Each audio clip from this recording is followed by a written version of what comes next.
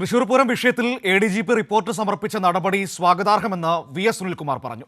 റിപ്പോർട്ടിലെ വിശദാംശങ്ങൾ സംബന്ധിച്ച മാധ്യമങ്ങളിൽ വരുന്ന കാര്യങ്ങളല്ലാതെ കൂടുതലൊന്നും തനിക്കറിയില്ല.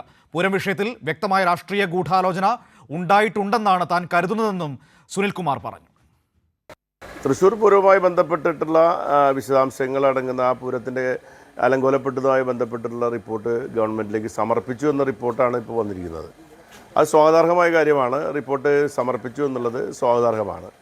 ആ റിപ്പോർട്ടിൽ എന്ത് പറഞ്ഞിരിക്കുന്നു എന്നുള്ളത് വിശദമായിട്ട് നമുക്ക് പരിശോധിച്ചാൽ മാത്രമേ അതിൻ്റെ മെറിറ്റിലേക്ക് പോയി നമുക്ക് സംസാരിക്കാൻ പറ്റുള്ളൂ. ഏതായാലും ഇപ്പോൾ വന്നിരിക്കുന്ന വാർത്തകളനുസരിച്ച് മാത്രം നമുക്ക് കാര്യങ്ങളിൽ പ്രതികരിച്ചാൽ അത് അനൗചിത്യമായിരിക്കും.